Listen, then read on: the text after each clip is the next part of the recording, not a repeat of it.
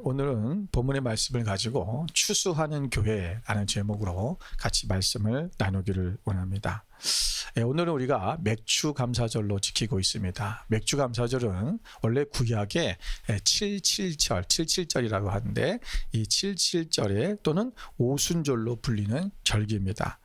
원래 이 절기는 그 처음에 열 추수가 되는 것이 보리인데 그 보리를 한 해에 첫 수확이 되는 것이 바로 보리입니다. 그래서 첫 번째 수확을 드리는 그날, 그래서 그때를 하나님 앞에 감사로 드렸던 그런 절기였습니다. 근데 이것이 신약 성경에 와서는 이제 오순절날에 다른 의미로 우리가 이것이 이제 의미가 되었죠. 그래서 오순절 성령 강림 사건이 이것이 우리에게 아주 새로운 의미로 다가오는 그런 맥주 감사절이 되었습니다. 예수님의 승천 후에 약속하신 성령님께서 오순절날 제자들에게 임하셨고 그들은 성령의 충만함을 받고 방언으로 복음을 전하기 시작했습니다. 그 결과 그날에 베드로가 설교한 말씀을 듣고 3,000명이나 되는 사람이 회개하고 돌이켰다. 예수님을 믿었다. 믿는 자의 수가 3,000이나 되었다라고 그렇게 말씀하고 있습니다. 이것이 바로 복음의 첫 추수입니다. 이것이 바로 교회의 시작입니다. 그래서 우리가 맥주절이라고 하지만 어떻게 보면 영적인 부분을 봤을 때는 오순절과 같은 날이고 이 오순절 날에 어떤 일이냐면 영혼구원의 역사가 일어나는, 그러니까 교회의 시작은 뭐부터 시작한 거예요? 영혼구부터 시작한 거예요. 그러니까 교회가 시작이 교회를 먼저 지은 것이 아닙니다. 그리고 교회가 어떤 구제를 먼저 시작한 것도 아니고 무교회가 어떤 다른 봉사활동을 한 것이 아니라 교회가 제일 먼저 한 것이 뭐냐면 복음을 전하는 거예요. 그날에 3,000명이나 되는 사람이 세례를 받았다. 영혼이 구원받았다라는 것이죠. 여러분, 그래서 우리가 오늘 이 맥주 감사절은 어떻게 보면 우리가 하나님 앞에 추수해서 드려지는 그러한 감사한, 한 해를 감사하는 그러한 날도 되겠지만 우리에게 더 중요한 이 추수에 대한 맥주 감사절의 의미는 뭐냐 하면은 영혼을 구원해서 살리는 그것이 진정한 맥주 감사절의 의미다라는 것을 말씀하고 있는 것입니다. 예수님께서도 예수님이 마지막에 제자들에게 말씀하신 것이 지상 명령을 주셨어요. 그게 뭐냐면 우리가 마태복음 28장 19절부터 20절에 있는 말씀이잖아요. 그러므로 너희는 가서 모든 민족을 제자로 삼아 아버지와 아들과 성령의 이름으로 세례를 베풀고 내가 너희에게 분부한 모든 것을 가르쳐 지키게 하라. 볼지어다 내가 세상 끝날까지 너희와 항상 함께 있으리라. 여러분, 이 말씀이 여러분 예수님께서 우리 가운데 우리는 명령이라고 얘기를 하는데 어떻게 명령보다는 그것은 뭐냐면 사명이고 위임입니다. 그래서 미션 또는 우리가 커미션이라고 하잖아요. 커미션은 위임하다라는, 하나님께서 우리 가운데 예수님께서 하상하셨던 그 일을 우리 가운데 뭐였다? 대사처럼 위임하셨다. 커미션 하셨다라는 거예요. 그러니까 우리는 이 일을 해야 되는 거죠. 그래서 오늘 교회가 해야 되는 일, 그래서 사도행전의 2장의 모든 사건의 초대교회의 모습이 세워지는 밤에서 일어나는 모든 것이 뭐냐면 첫 시작이 뭐예요? 영혼 구원을 추수하는 것입니다. 오늘 우리는 이 본문의 말씀을 통해서 우리가 그럼 교회가 이런 추수하는 교회가 되어야 된다. 이것이 바로 하나님이 가장 기뻐하시는 교회라는 것을 우리는 알 수 있습니다. 옛날에 이 신천지에서 추수꾼 얘기를 한 바람에 우리가 이 추수 이런 얘기를 하면 또 이게 이상하게 이미지가 당해서 교회는 추수하는 교회가 돼야 돼요. 열매를 맺어야 되고 그 열매를 추수해야 되잖아요. 우리가 여러분 이러한 진정으로 추수하는 교회의 모습을 가져야 된다. 오늘 추수하는 교회는 어떤 교회? 오늘 뭐 여러 가지 있지만 오늘 본문을 통해서만 우리가 세 가지를 함께 나누어 보고자 합니다. 첫 번째, 추수하는 교회는 복음으로 연결된 공동체가 되어야 됩니다. 여러분 42절에 보면 그들이 사도의 가르침을 받아 서로 교제하고 떡을 떼며 오로지 기도하기를 힘쓰니라 그랬어요. 여러분 이 첫 번째 말씀은 오늘 어떻게 보면 이 42절 한 절의 말씀이 핵심이에요. 그리고 이 42절 한 절의 핵심이 이것을 풀어서 더 설명한 것이 뭐냐면 43절부터 47절이에요.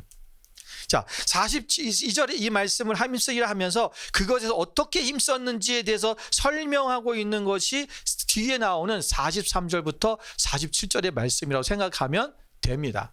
자, 그렇다면 우리가 뭐요? 세 가지 얘기하는 거예요. 첫째 뭐예요? 쉽게 얘기하면 가르침 받아서 뭐 했다? 교제했다. 그리고 뭐 했다? 떡을 뗐다. 그리고 뭐 했다는 거예요? 기도했다는 거예요. 이거 세 가지 한 거예요. 그러니까 오늘 우리가 정말 열매를 맺어서 그것을 추수할 수 있는 그런 교회, 영혼을 살릴 수 있는 교회가 되려면 뭐 해야 되냐? 이 세 가지를 잘 해야 된다는 것입니다. 자, 여러분 42절에 보면 첫 번째가 뭡니까? 교제라는 거예요. 여러분 교제라는 말에 해당하는 이 헬라어는 우리가 잘 알다시피 코이노니아입니다. 여러분 코이노니아는 우리가 단순히 함께 시간을 보내는 것을 넘어서 영적 사귐과 물질적 나눔을 포함하는 깊은 연합의 뜻을 갖고 있습니다. 여러분 이 단어는 고린도후서 6장 14절에서는 사귐이라는 말로 표현했고요. 또 로마서 15장 26절에서는 그것을 기부하다, 도네이션하다라는 말로 표현했어요. 그러니까 교제라는 말은 두 가지 의미가 있다는 거예요. 뭐 하는 거예요? 첫째는 서로 사귀는 것. 네. 서로 사귐이 있어야 돼요. 두 번째는 뭐다? 서로 나눔이 있어야 된다는 것입니다. 그러니까 사귐과 나눔, 이 두 가지가 함께 있는 게 뭐냐면 이게 코이노니아, 바로 이것이 뭐예요? 교회 공동체의 모습, 교제의 모습이라는 것입니다. 예수 그리스도의 십자가 복음을 믿은 성도들은 이제는 더 이상 우리가 어떤 혈연이나 출신이나 어떤 민족이나 계층이나 또는 문화로 구분되지 않습니다. 복음은 우리를 서로를 하나 되게 만들었습니다. 그래서 그 안에서 우리가 참된 교제가 이루어져야 된다는 거죠. 여러분 사실 이 초대교회 안에 여러분 이 당시에도 사실은 신분이라는 제도가 있었잖아요. 예. 그리고 이 안에 이제 나중에 나오지만 이들은 유대인들이었어요. 그러나 유대인들이지만 나중에는 이방인들조차도 처음에는 이방인들이 예수 믿고 돌아오는 곳에서 이들이 의아해했고 이것도 받아들여야 되나라는 고민하기 시작했잖아요. 그렇지만 이방인들을 어떤 조건 없이 다 같이 우리의 한 형제다. 그래도 예수님 믿다면 우리 함께 연결된 같은 공동체다라고 하는 이 교제해야 된다라는 것이 그들 안에 생겨지게 되었고 그것이 결정되어 버렸다는 거예요. 여러분 우리는 예수님을 믿으면서도 굉장히 민족주의에 대해서 강해진 사람도 있습니다. 그리고 다른 어떤 민족에 대해서 그것을 싫어하기도 하고 또는 폄하하기도 하고 그런 경우도 있잖아요. 또 어떤 상황에서는 우리가 어떤 지역 갈등, 우리 한국 사람들 같은 지역 갈등이 있잖아요. 경상도, 전라도 이런 지역 갈등도 있고 막 이런 여러 가지. 여러분 이런 것이 우리가 이제는 그리스도 안에서는 우리가 이것이 뭐요? 하나다라는 거예요. 이런 갈등이 있어서는 안 된다. 오늘날 교회 안에서는 우리가 그리스도의 사랑 안에서 함께 교제하는 것입니다. 서로 사귐이 있어야 되는 거예요.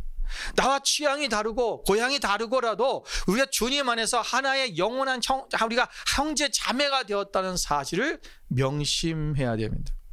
여러분 교회가 정말 진정한 교제와 사귐이 없는 교회는요 그냥 어떤 교회냐면 극장과 같은 거예요. 그럼 극장이 무엇입니까? 교회 가서 극장에 가면 뭐합니까? 상영되는 어떤 연극이나 또는 어떤 그 영화를 보고 그냥 잘 보고 그래 좋았어. 또 어떤 사람은 눈물 돌리고 어떤 사람은 기뻐도 하고 어떤 사람들은 또 그거 안에 보면서 위로도 받고 그리고 뭐예요? 그냥 돌아가는 거예요 집으로. 여러분 많은 교회들이 그 극장 같은 그런 교회들이 너무나 많아졌어요. 여러분 이런 교회는 사단의 시험 앞에 쉽게 무너져 버립니다. 여러분 무너지지 않는 교회의 특징이 뭐냐면 공동체가 단단하다는 거예요. 여러분 초대교회가 왜 그들이 믿음 안에서 순교하면서 지켜줄 수 있는 것이 뭐냐면 공동체가 튼튼하게 묶여 있었다는 거예요. 여러분 교회가 그냥 단순히 왔다 갔다 하는 그런 것은 어떤 시험의 거리 되고 문제가 생기기 시작하면 금방 사람들의 믿음이 와해되어 버립니다. 오늘 우리 가운데 여러분 복음으로 하나 된 공동체는 고난과 핍박 중에도 서로를 지지하고 격려하며 함께 나아가는 승리할 수 있는 그 믿음이 생기는 거예요. 초대교회가 그랬고요. 여러분 모든 믿음의 공동체들 안에 서로가 함께 있을 때 내가 믿음을 지켜낼 수 있었다라는 거예요. 여러분 내가 혼자 있을 때 어떤 핍박이 오고 박해가 올 때 그것을 나가는 것은 쉬운 일이 아니에요. 그래서 우리에게는 공동체가 굉장히 중요하다. 이런 맥락에서 오늘날 우리가 흔히 사용하는 단어가 네트워크라는 게 있잖아요. 여러분 네트워크라는 말은 우리가 알다시피 네트워크가 합해진 말이에요. 여러분 네트는 우리가 끈이잖아요. 그물이잖아요. 근데 이것이 워크하다, 그물이 작동하다라는 거잖아요. 그물이 작동한다는 건 뭐예요? 서로 이 그물이 연결된 게, 그물은 뭐야? 실과 실이 연결돼서. 그래서 이게 원래 16세기, 17세기에 처음 나타난 단어인데, 그때 당시에는 실과 실이 연결되어 있는 것, 또는 무슨 레이스라든가 또는 어떤 직조물들, 이런 것들, 어떤 실뜨기한 것들, 이런 것들이 뭐예요? 그런 것을 네트워크라고 그랬어요. 그것이 같이 이런 말. 그래서 이것이 이제 우리가 19세기에 와서는 어떤 철도나 도로나 또는 이런 통신망들이 연결되면서 그걸 뭐라 하냐면 그것이 네트워크가 됐다. 서로, 왜냐하면 지역과 지역이 연결되기 시작한 거예요. 옛날에는 고립됐잖아요. 근데 이것이 도로로 인해서, 철도로 인해서 같이 연결되고 소통되어지는. 그 20세기 중반부터 와서는 이제는 컴퓨터가 발달하면서 컴퓨터 안에서 인터넷, 이런 정보망, 이런 것들이 같이 이루어지면서 또 인간의 관계, 이런 걸 얘기할 때 네트워크라는 말을 사용하게 됐습니다. 이 단어의 의미처럼 우리 교회의 공동체는 복음이라는 중심축을 따라서 서로 긴밀하게 연결된 그물망과도 같은 거예요. 그래서 단순한 집합이 아니라 우리가 움직여서 우리 서로의 아픔과 기쁨을 나누고, 그리고 기도와 사랑으로 엮이는 그런 복음의 네트워크가 되어야 되는 것입니다. 여러분, 요한일서 4장 21절을 함께 읽어보겠습니다. 요한일서 4장 21절 함께 있습니다. 우리가 이 계명을 주께 받았나니 하나님을 사랑하는 자는 또한 그 형제를 사랑할지니라. 아멘. 여러분, 교회는 건물이 아니라 복음으로 연결된 가족이라는 거예요. 그래서 뭐요? 서로 형제를 사랑해라. 여러분, 이것이 사도 요한도 계속해서 하고 있는 말씀이 뭐냐면 이 형제를 사랑하라는 말이에요. 이 형제는 여기서 누구를 얘기하냐면 믿지 않는 사람을 얘기하는 것이 아니라 우리가 믿는 공동체 안에 있는 나의 믿음의 형제를 먼저 얘기하는 거예요. 그러니까 우리가 우리 안에서의 믿음의 형제를 사랑하지 못하는데 어떻게 다른 사람을 사랑하겠어요? 그러니까 먼저 우리가 사랑하는 하나님을 사랑한다고 한다면 누구를 사랑할 수 있어야 되냐? 형제를 사랑할 수 있어야 된다라는. 왜 그런지 아세요? 여러분, 하나님이 사랑하는 사람이, 우리는 항상 보면 나를 사랑한다고 생각하잖아요. 분명히 나를 사랑하세요. 하나님 나를 정말 사랑하시죠. 그런데 하나님은 나만 사랑하는 게 아니라 내 형제도 사랑하잖아요. 그러면 여러분, 하나님이 사랑하는 그 사람을 우리가 하나님을 사랑한다면 사랑할 수 있어야 되는 거야. 내가 하나님을 사랑한다고 하면서 하나님이 사랑하는 그 대상을 무시하거나 또는 내가 미워하거나 사랑하지 않는다면 그것은 하나님을 무시하는 행동이 되는 것이죠. 그래서 우리가 형제를 사랑해야 된다라고 말씀하고 있는 것입니다. 여러분, 이것은 단지 친목이나 어떤 친분을 넘는 영혼의 깊은 곳에서부터 이어지는 성령의 교통입니다. 초대교회 성도들은 이러한 복음 안의 교제를 통해서 그들이 하나 되었고 물질도 기꺼이 나누었습니다. 이게 서로 안에 사귐이 있다 보니까 그 다음 뭐가 돼요? 나눔이 되는 거예요. 도네이션이 되요. 서로 기부하는 것이 일어나시는 거예요. 그래서 오늘 우리가 여기 본문에 나오지 않지만 34장 32절에 보면 이렇게 말씀하고 있어요. 믿는 무리가 한 마음과 한 뜻이 되어 모든 물건을 서로 통용하고 자기 재물을 조금이라도 자기 것이라 하는 이가 하나도 없더라 그랬어요. 우리 오늘 본문 읽었던 44절에도 뭐라 했어요? 믿는 사람이 다 함께 있어 모든 물건을 서로 통용하고 또 재산과 소유를 팔아 각 사람의 필요를 따라 나눠주며. 여러분, 복음으로 연결된 공동체는 자유롭게 나누고 아낌없이 섬깁니다. 우리 교회는 이 섬김의 헌금이라는 게 있잖아요. 그래서 우리가 기도하다가 어떤 하나님께서 감동을 주셔서 어떤 아무개를 섬겨라, 하나님께서 마음을 주시면 우리가 내 이름을 쓰지 않고 헌금을 하잖아요. 아무개를 섬깁니다. 그러면 그걸 교회에서 그 사람에게 그대로 전달해줘요. 우리가 서로 어떤 물건을 통용하고 재물을 통용할 수 있는 방법이 뭘까? 그것을 고민하다가 하나님께서 주신 감동에 의해서 시작된 거예요. 이게 우리가 2009년도부터 시작이 됐어요. 여러분, 이게 하나님께서 오늘 우리 가운데 이 많은 섬김의 헌금이 돌아다니고 있습니다. 정말 아름다운 거예요. 우리가 함께 서로를 재물을 나눌 수 있는 게 이 진정한 우리가 형제죠.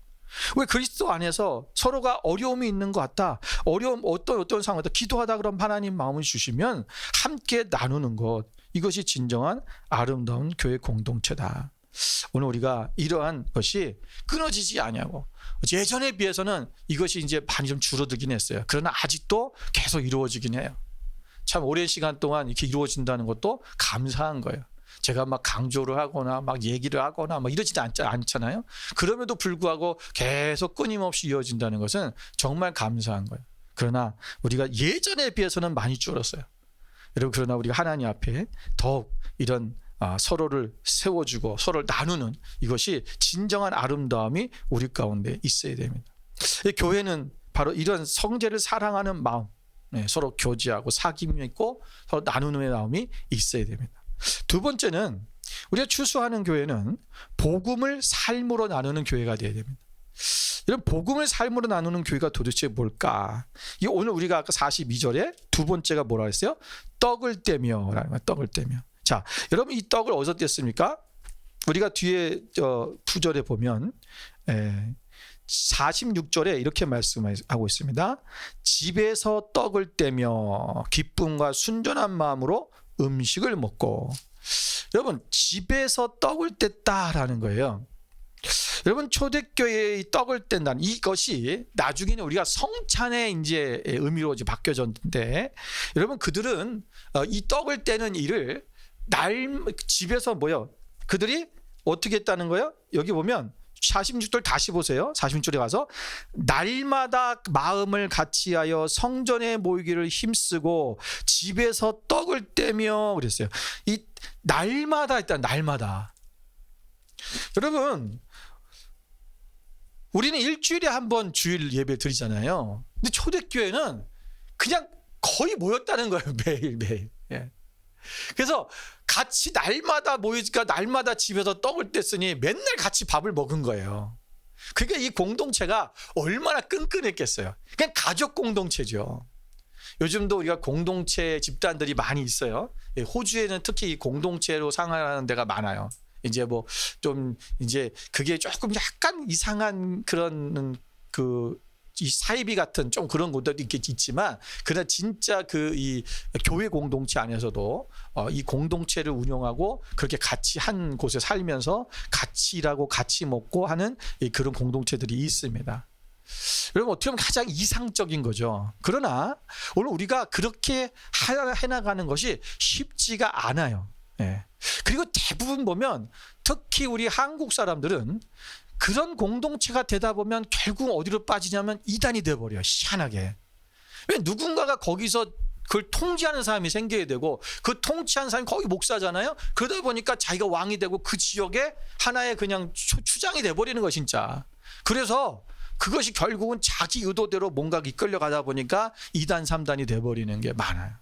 그래서 한국에서는 공동체의 삶을 살면서 성공한 케이스가 없습니다. 거의.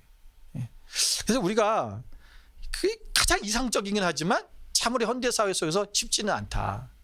근데 그렇다면, 근데 우리가 지금 할 수 있는 방법이 뭐냐면 집에서 함께 떡을 떼는 것.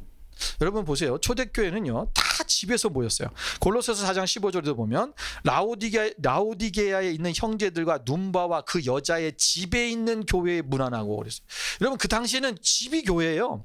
빌레모스 1장 2절에도 뭐라 했어요? 자매 아비와와 우리와 함께 병사된 아키뽀와 내 집에 있는 교회에 편지하노니. 그러니까 당시는 초대교회는 다 가정교회예요. 집에서 모이는 지배교회. 우리가 지금 건물적인 교회, 막 성처럼 막 그 왕궁처럼 세워졌던 교회는 그거는 로마 카톨릭 시대 때에 이것이 만들어진 거예요. 그래서 교회를 궁전처럼 지어놓은 거예요. 여러분, 그러나 원래 하나님이 세우신 교회는 뭐냐? 집에서 모이는 교회라는 거예요. 여러분, 사람들은 군중 속 설교보다 작은 식탁의 교제를 통해서 마음의 문이 열리고 복음을 접할 수가 있습니다. 여러분, 신약 성경에 보면 예수님께서도 여러분 제자들과 함께 식사를 하신 장면이 곳곳에 나옵니다. 예수님이 그 세리였던 마태의 집에서 식사를 하시고 죄인들과 식사한다고 또 한 소리 들었잖아요. 또 예수님께서 십자가에서 돌아가시기 전에도 예수님이 성만찬을 내가 내 몸이다 내 피다 말씀하시기 위해서 하시긴 했지만 거기서도 같이 식사하시잖아요. 그럼 됐지. 근데 부활하신 후에 보세요. 부활하신 후에 예수님께서 엠마오로 가는 두 제자 앞에 나타나셨어요. 그리고 예수님께서 그들과도 함께 뭐 하셨어요? 식사하셨어요. 근데 식사하는 도중에 이 엠마오로 가던 주제들이 예수님인지 못 알아봤다가 함께 식사하는 도중에 예수님인 줄 알아봐요. 그 순간 예수님이 싹 사라졌어요. 그리고 또 예수님께서 갈릴리 디베랴 바닷가에서 그 고기 잡던 우리가 지난주에 나눴던 말씀이잖아요. 거기서도 뭐요? 예수님이 제자들과 함께 뭘 먹어요? 아침을 함께 드세요.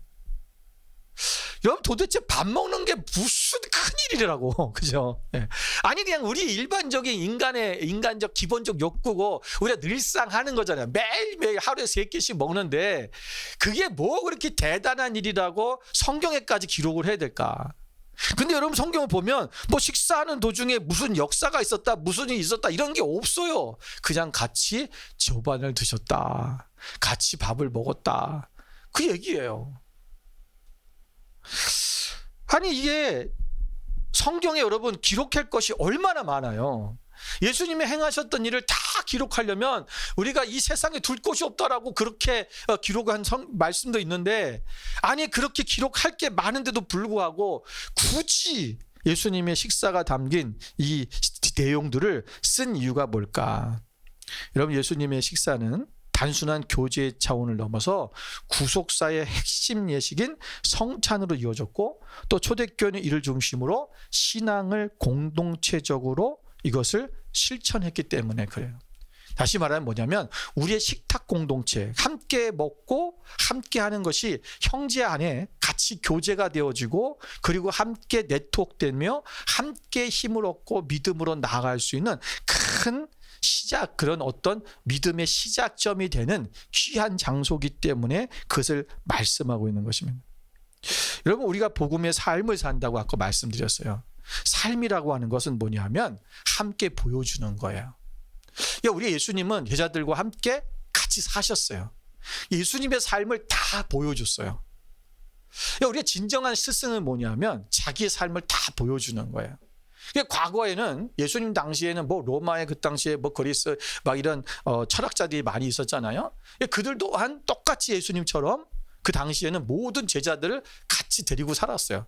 그래서 소크라테스 그 아내가 악처라고 소문이 난 이유가 그거예요. 집에 맨날 몇십 명씩 와 있다고 생각해 보세요. 몇십 명만 와 있겠어요?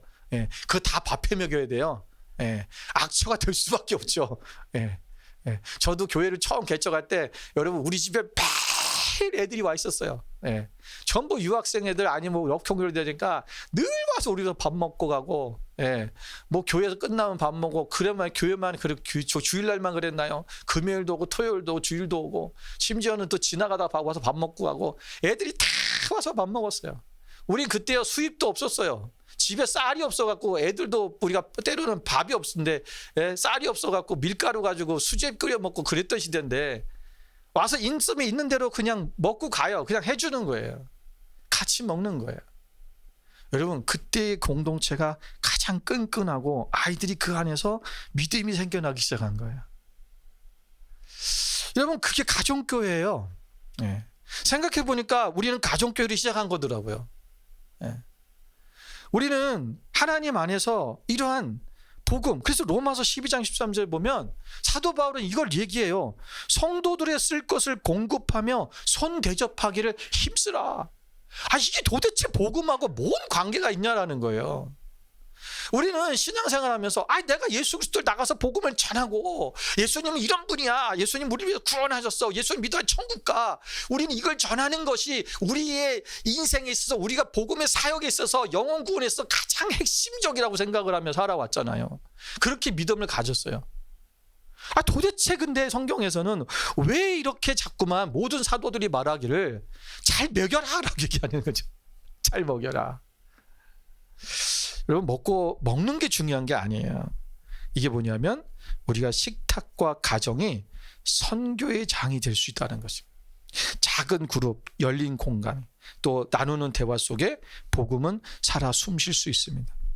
우리가 그런데 우리 이것을 할 때 우리가 이런 마음을 가져야 되는 중요한 또 자세가 있어요. 46절 볼까요? 46절 다시 보면 집에서 뒤 후반절 집에서 떡을 떼며 그랬죠. 그리고 그 뭐라 했어요? 기쁨과 순전한 마음으로 음식을 먹고. 여러분, 이것은 성찬을 대하는 태도일 수도 있고요. 근데 우리는 지금은 성찬이라고 해서 이렇게 막 따로 어떤 떡을 따로 만들고 이렇게 잔을 조그맣게 해서 이렇게 먹고 마시잖아요. 그런데 여러분, 초대교회 성찬은 뭘까요? 식사하는 거예요. 그냥 그들이 먹었던 떡이 예수님도 식사하신 거잖아요. 그들은 이렇게 밀전병 같은 떡이 있어요. 그걸 이제 우리는 떡이라고 표현하니까 그런데 그냥 브레드죠. 우리 영어로 하면 그거를 찢어서 거기다 뭐요? 이렇게 야채들을 삶아 먹는 거. 오늘날 케밥 같은 거예요. 그래서 우리는 이렇게 두둘 말아 먹지만 그들은 이렇게 찢어가지고 야채 이렇게 넣어서 이렇게 싸서 손으로 이렇게 먹었어요. 여러분, 그러면 그리고 이제 그들이 마셨던 음료가 뭐예요? 포도주잖아요. 그들이 늘 먹었던 물이 귀하기 때문에 여기 이스라엘 가서 물 마시면 안 돼요. 큰일 나요. 여러분, 그냥 제가 가서 보니까 호텔에 이렇게 포트병이 있는데 포트 그 있잖아요. 물 끓이는 포트, 그 수돗물을 끓인 거잖아요. 포트가 옆에가 석회가 이렇게 깨 있어요. 네. 아, 진짜 수돗물 못 먹겠더라고요. 그러니까 그 물 다 사 먹어야 돼요. 네. 거기에 이제 이렇게 우리가 사 먹는 그 물병 사 먹는 거 있잖아요. 근데 그러니까 그들은 뭐 해야 돼요? 포도주를 마실 수밖에 없는 거예요. 그래서 그 포도주를 마시는 거예요. 자, 그런데 이들이 이제는 예수님이 그걸 기념하기 때문에 모여서 함께 먼저 기념을 하고, 이것은 예수님의 몸입니다. 이것은 예수님의 피입니다. 우리 위해 예수님께서 죽으시고 우리를 위해 피 흘리셨습니다. 우리는 그것을 감사하고 기도하며 이렇게 살아야 됩니다라고 얘기를 하고 함께 기도하고, 그리고 나서 식사를 한 거예요. 그들은 매일매일 삶 속에서 그들이 모여서 같이. 근데 이게 이제 문제가 뭐냐면 그것이 매일 되고 매주 되다 보니까 그냥 뭐야? 의미가 사라지기 시작한 거야. 이 사람들이 매너리즘이라는 게 있잖아요. 그냥 늘 그냥 밥 먹는 거죠. 그냥 밥 먹는 것처럼. 예. 그 뒤에 보면 우리가 아까 고린도서에 보면 그 전서에 보면 11장에 우리가 읽지 않았지만 뒤에 보면은 그런 얘기가 나와요. 형제들아, 너희들이 먹으러 모일 때 서로 기다리라. 만일 누구든지 시장하거든 집에서 먹을지니 이는 너희 모임이 판단받는 모임이 되지 않게 하려 함이라. 그 밖의 일들은 내가 언제든지 갈 때 바로 잡으리라. 성찬에 대한 의미를 잊어버리고 이들이 그냥 단순히 뭐에 집중했다? 먹는 것에 집중했다. 그러니까 막 다 같이 모여서 그 성찬에 대한 의미를 되새기고 기도하고 먹어야 되는데 배고프니까 먼저 먹어 막 이러면서 이제 그냥 우리가 뭐 먹자고 사는 거지 이러면서 막 했다는 거예요. 그러니까 그러려면 집에서 먹어라 하더네. 그 얘기하는 거 사도 머리. 이거 얼마나 답답해서 이렇게 얘기했겠어요. 예? 너 집에서 먹고 배고프면 그러면. 근데 우리가 진정한 의미를 잃어버리지 말자라는 거예요. 이게 우리가 지금 우리가 목장 모임하면서 같이 식사하잖아요. 식사하는데 그냥 단순히 먹는 거에 의미를 두면 안 된다는 거예요. 그 진정한 목장의 의미가 무엇인지를 되새길 수 있어야 되고, 또 우리가 더 나가서는 우리가 성찬의 의미까지 되새길 수 있다면 너무 좋다라는 거죠. 그런데 지금 어떻게 하라냐면 여기서 보면요, 자 이렇게 얘기했어요. 기쁨과 순전한 마음. 기쁨이라는 것은 우리가 그리스도의 십자가의 대속의 은혜를 기억하면서 얻어지는 성령의 한 선물입니다. 그래서 우리가 이 성령의 선물 안에서 우리는 기쁨, 저는 성령의 열매 안에도 뭐였어요? 희락이 있잖아요. 기쁨. 예. 우리 그것처럼 우리가 진정한 하나님 안에서 기쁨을 가지고 우리가 함께 이것에 참여해야 된다. 함께 음식을 먹어야 된다. 여러분, 고린도서 12장 10절에 보면 이렇게 말씀하고 있어요. 사도 바울은. 함께 읽어보겠습니다. 그러므로 내가 그리스도를 위하여 약한 것들과 능욕과 궁핍과 박해와 공고를 기뻐하느니 이는 내가 악약한 그때의 강함이라. 아멘. 여러분, 무슨 말을 하는 거예요? 사도 바울은 지금 우리가 이것을 음식을 기뻐하는 것은 우리 기쁨이 그냥 내가 정말 기쁨이 있어서 기뻐만 하는 것이 아니라 내 안에 궁핍과 박해와 공고와 능욕, 여기 보면 궁핍이라는 말이 나와요. 가난하다는 거잖아요. 우리가 지금 이 음식을 먹을 때도 음식이 좋으냐 나쁘냐에 따라서 그것 때문에 내가 막 그것 때문에 화가 나고 뭐 그것 때문에 막 짜증이 나고 그러지 말라라는 거예요. 예, 음식을 나누다 보면은 어떨 때 음식이 막 좋은 음식이 나오면 막 되게 좋아하고 그냥 국 한 그릇에 밥 한 그릇 나오면은 에이씨 오늘 괜히 왔네 이러지 말라는 거예요. 예, 우리가 함께 또한 어떤 삶 속에서 모든 것이 기쁨으로 나가는 그런 모습. 그러니까 대접하는 사람도 기쁨이 있어야 되고 대접을 받는 사람도 뭐요? 기쁨이 있어야 돼요. 이것이 우리가 함께 경험되어야 된다는 것입니다. 빌립보서 2장 17절에 보면 만일 너희 믿음의 제물과 섬김 위에 내가 나를 전제로 드릴지라도 나는 기뻐하고 너희 무리와 함께 기뻐하리라. 너희의 믿음의 제물, 섬김, 그러니까 너희들이 이것을 하나님 앞에 드려지고 헌신하고 섬기는 그것이 나를 전제로, 사도 바울이 뭐냐면 내가 전제가 뭐냐면 내가 번제가 되어진다는 거예요. 번제가 뭐예요? 그 소나 양을 제단 위에다가 올려놓고 불을 태워서 태워버리는 거잖아요. 내가 그렇게 죽어질지라도 나는 기뻐. 너희들의 그 섬김이 너무나 기쁘다. 나는 그렇게 내가 나를 드릴 정도까지 내가 너희들을 기뻐한다. 그 얘기하는 거예요. 그만큼 뭐요? 이런 섬김이 너무나도 아름답다. 이것을 기쁨으로 드리는 거예요. 여러분 앞에 우리가 뭐 물건을 통용하고 또 우리가 뭐 재물을 함께 나누고 소유를 팔아서 나누고 사실 이것도 굉장한 섬김이에요. 그런데 여러분 이것보다 더 힘든 게 있어요. 그게 뭐냐면 집에서 떡을 떼는 거예요. 우리 목자 목녀님들이 가장 힘들어하는 게 뭐냐면 집에서 음식해서 밥 먹이는 거 힘들어해요. 다 그래요. 알아요. 힘들 수밖에 없어요. 그걸 매주 한다는 게 쉽지 않아요. 또 우리 집에 오면 막 애들도 오잖아요. 애들도 오면 엉망진창을 만들어놔요. 다 뒤져놓고 막 뛰어다니고, 예, 정신 하나도 없죠. 그렇게 하다 보면 야 이게 정말 힘든 부분이구나 라는 것을 다 알게 돼요. 그래서 이것 때문에 포기하고 싶은 거예요. 그러니까 오늘 이것이 뭐냐면 이것이 우리의 복음의 삶, 함께 살아간다는 것. 요시가 매일 같이 살지는 않지만 일주일에 한 번이라도 같이 밥 먹으면서 사는 거예요. 어떻게 보면 삶을 보여주는 거예요. 우리의 내본, 나는 어떻게 사는가? 어떻게 우리 집 사는 게 다 공개되잖아요. 예. 우리 집에 뭐가 있고, 밥 숟가락은 몇 개가 있고, 컵은 몇 개가 있고. 예. 우리 성도님들 우리 집에 오면은 컵을 보고는 컵이 많네요 그러더라고요. 예. 옛날에 우리 컵이요 진짜 없었고 사람들이 오면 컵이 없어도 나눠줄 게 없었어. 다 없어요. 밥그릇에다가 물 주고 그랬거든요. 살다 보니까 많아진 거예요. 예. 우리 집에는 세트로 된 컵도 없어요. 다 하나씩 누가 주고 선물 주고 이게 쌓여가지고. 근데 못 버려요. 왜? 손님이 많이 오니까, 교인들이 오니까. 예, 있어야 돼요. 예. 우리가 이게 삶 속에 비밀이 없어지는 거죠. 다 드러나는 이게 삶이에요. 우리가 하나님 앞에 또한 순전한 마음은 뭘까요? 하나님과 이웃을 거짓 없이 사랑하는 마음이에요.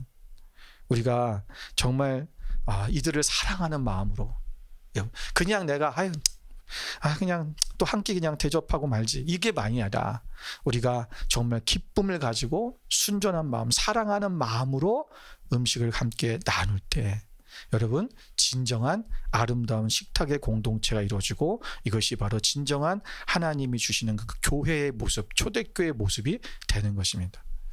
여러분 불신자들이 처음에 어떤 목적으로 교회를 올까요? 예, 아마도 그런 것 같아요.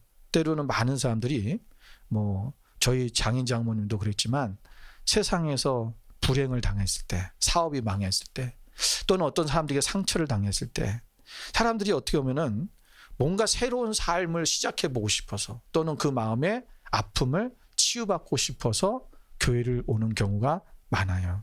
대부분 교회에 올 때 사람들이 그걸 오는 거예요. 세상의 불의와 거짓의 염증을 느껴서 교회의 희망을 가지고 찾아오는 것입니다.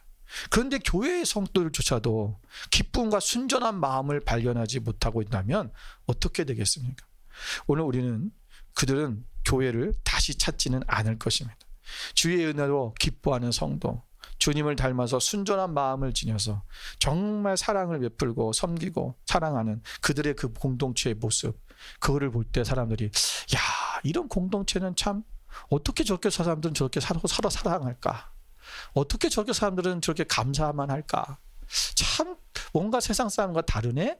이런 마음들을 가지고 그들이 교회의 마음을 열게 되는 것입니다. 우리는 그 어떤 것보다도 우리의 영혼이 주님의 은혜로 기뻐하고 주님의 진리로 깨끗하게 유지되도록 노력해야 됩니다. 마지막 세 번째는 기도하는 교회입니다.